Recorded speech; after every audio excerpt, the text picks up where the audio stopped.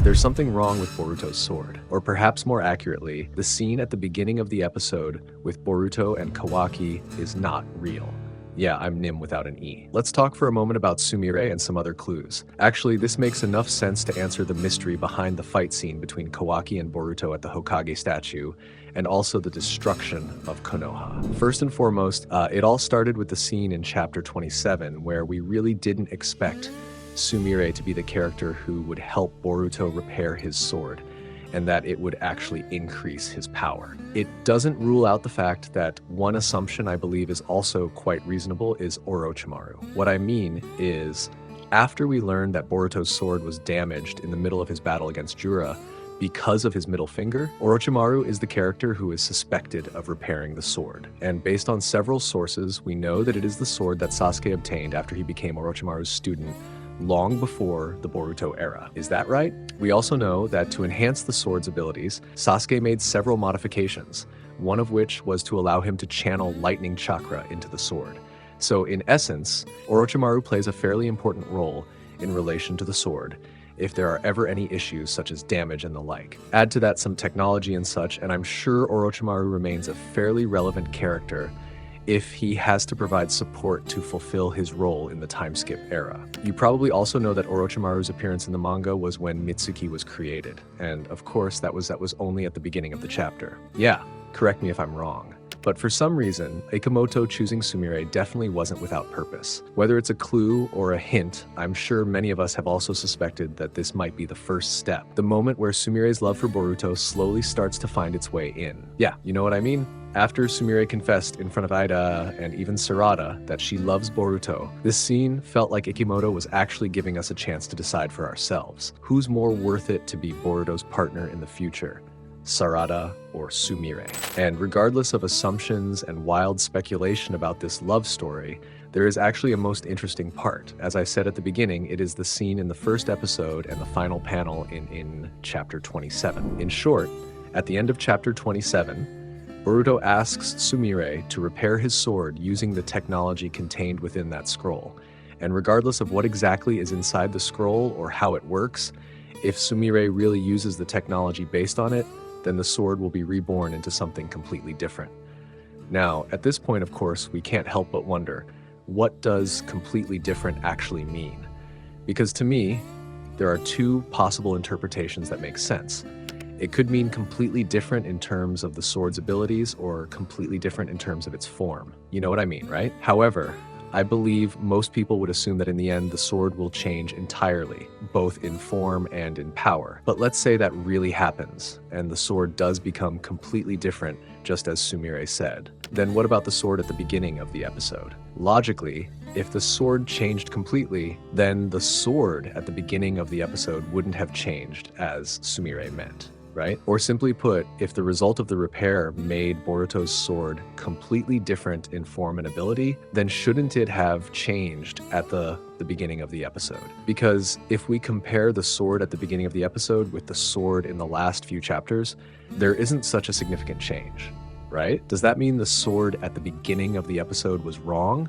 Or perhaps the scene at the beginning of the episode wasn't actually real? Oh yeah, shout out to Masanobu. If you have anything like theories and such, please use the hashtag AskNim, just to make it easier for me. But anyway, based on the two clues pointing to the scene in the first episode, there are at least a few points to answer this question. First, as I said before, most likely the complete change that Sumire meant is not what we think. That means after the sword is upgraded, the result will be the same as Boruto's sword at the beginning of the episode. In other words, the upgrade is only in terms of internal capabilities and not the external form. Because we need to remember, the sword has been modified to make it easier for Sasuke to channel some chakra and techniques to their fullest potential. So by only strengthening it from the inside, for example by implanting technology, chakra, and the like, the external appearance remains the same, but its function and capabilities change completely and are certainly more effective when used by Boruto. Second, the scene in episode 1 is not final. In fact, the scene in the first episode is a scene that Kashin Koji saw through Jippo. In other words, if during the mission to reach the future determined by Koji, Boruto makes a move outside of the plan to make the future even more branching, then the end result will lead to the worst possible outcome as seen in the first episode. Because in my opinion, both Boruto and Kashin Koji have their own priorities. Boruto, as the singularity of fate, has recently been making instinctive decisions that Koji would probably consider quite fatal, such as revealing Kawaki's limiter power and going to the battlefield in the Land of Wind. Of course, we should know that Kashin Koji stated that this would lead to a worse future. So even though some shinobi survived, such as Moegi and Ryu, unfortunately it actually created and led to a more complicated future branch. And in fact, Mamoshi's invasion of Konoha in the next chapter is also a result of Boruto's own actions. Isn't that right? Because once again, Mamoshi's actions are a result of Boruto's actions, which he believes have caused the future to branch out. And if the scene in the first episode is likely a prophecy revealed through Jippo, then the reason is quite simple, and I'm sure you all agree, because at least the ability to see several probabilities that will happen in the future was just revealed in Chapter 13. We also know that with the revelation of this ability, Ikemoto will definitely have more options to bend or reverse scenes that have already happened. Moreover, the scene in the first episode is a cliffhanger without providing a clear enough context, right? So, in conclusion, Boruto's sword will most likely change completely in form and ability. But if you still ask why the sword in the first scene is the same as it was at the beginning of the time skip, it's most likely a timeline scene, as I said earlier. Second, Boruto's sword changes completely based solely on its abilities, which are certainly more relevant to Boruto's own abilities. Because in reality, when it comes to abilities and power, I'm sure we all agree that Boruto has surpassed Sasuke.